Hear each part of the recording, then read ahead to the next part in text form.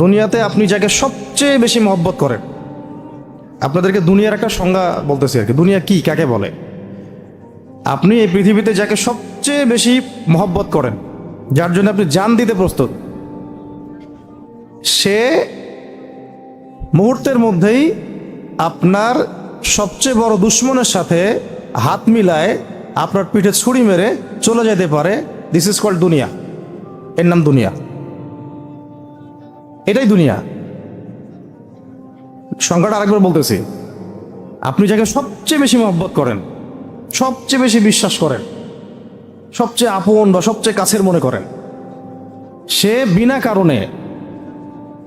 কারণে আপনার সবচেয়ে বড় শত্রুর সাথে হাত মিলায় আপনার পিঠের পিছনে ছুরি মেরে দিয়ে চলে যেতে পারে। এর নাম দুনিয়া। আর সমাজ, নেতা, জাতি, শিক্ষা ব্যবস্থা, সরকার, এগুলোকে আমাদের মাঠে আমাদেরকে আল্লাহ পাকের আযাব থেকে বাঁচাবে? আপনাদেরকে ভাবতে বলছি যে 18 বছরে আমাদেরকে কোরআন থেকে এইভাবে দূরে রাখা হয়েছে। আমি জানি 2-1 জন ছাড়া, অল্প কিছু মানুষ ছাড়া এখানে যারা উপস্থিত আছেন কেউই হয়তো সাহস করতে পারবেন না যে 18টা আয়াত আমি শোনাই দিচ্ছি অর্থসহ, মাদ্রাসার ভাইরা বাদ দিয়ে। তার মানে মাদ্রাসার ভাইদের জন্য কোরআন, মাদ্রাসার ভাইদের জন্য ইসলাম, মাদ্রাসার ভাইদের জন্য দিন, জেনারেল শিক্ষিত এই কোটি কোটি ভাই বোন, এদের জন্য ইসলাম না, দিন না, তাই তো? তাদের জন্য কোরআন না।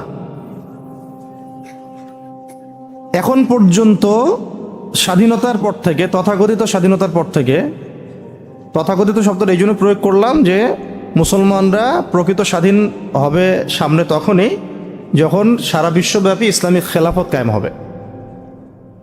তার আগ পর্যন্ত মুসলমানরা বিশ্বব্যাপী স্বাধীন হবে না। আসলে জাতিসংঘের আন্ডারে জাতীয়তাবাদের এই পতাকার তলে মুসলমান রাষ্ট্রগুলো স্বাধীন নয়।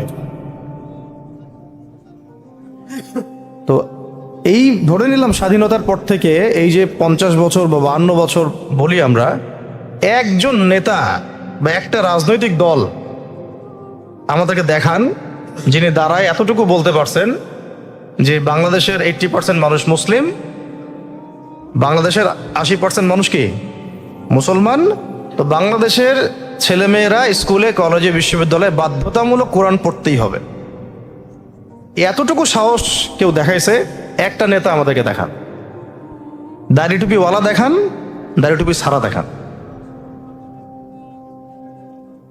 তারপরও আপনাদের ধারণা হচ্ছে যে এই সিস্টেম দিয়ে আপনারা ইসলাম কায়েম করবেন। ইসলাম কায়েম শব্দটা এখানে আনা ঠিক হয় নাই। বলতে পারেন যে জুলুম আগে বেশি হইতো, এখন কমানোর চেষ্টা করব। আগে হয়তো অন্যায় বেশি হইতো, একটু কমানোর চেষ্টা করব। দুর্নীতি বেশি হয়তো, একটু হয়তো কমানোর চেষ্টা করব। এইটুক বলেন, তাও ঠিক আছে, সমস্যা নেই।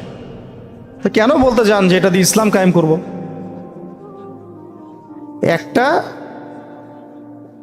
একটা মৌলিক বিষয় যে আল কোরআনের তেলাওয়াত শিখবে মুসলমানদের সন্তানরা, স্কুলে বাধ্যতামূলক শিখতে হবে, কলেজে গিয়ে বাধ্যতামূলক কোরআনের অনুবাদ থাকবে, আরও বড় লেভেলে গেলে কোরআনের তাফসীর থাকবে। মানে কোরআন তাকে শিখতেই হবে বাধ্যতামূলক মুসলমানদের বাচ্চাদেরকে। সাথে হাদিস থাকবে, কিছু হাদিসের শাস্ত্র থাকবে, এবং সিরাত থাকবে, সিরাত নবী সাল্লাল্লাহু আলাইহি ওয়াসাল্লামের সিরাত, আকীদা। আর আমরা বলি ফরজে আইন, কি বলি? ফরজে আইনের বুনিয়াদি জ্ঞান। এইটুকু আমাদের বাচ্চারা স্কুলে, কলেজ, ইউনিভার্সিটিতে সব জায়গায় শিখবে। এটা বাধ্যতামূলক করতে পেরেছে একটা নেতাও আজ পর্যন্ত আমরা দেখি নাই। 200, 300, 400 টাকা, 500 টাকার জন্য এখনো আমরা তাদের পিছনে ছুটতেছি। কেউ বলছে এই কথা আজ পর্যন্ত? আমি করে দেখাবো।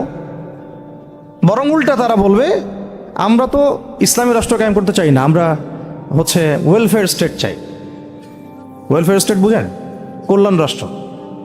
আমরা তো ইসলামী শরিয়া বিধান বাস্তবায়ন করতে চাই না, আমরা চাই দুর্নীতি একটু কমাইতে।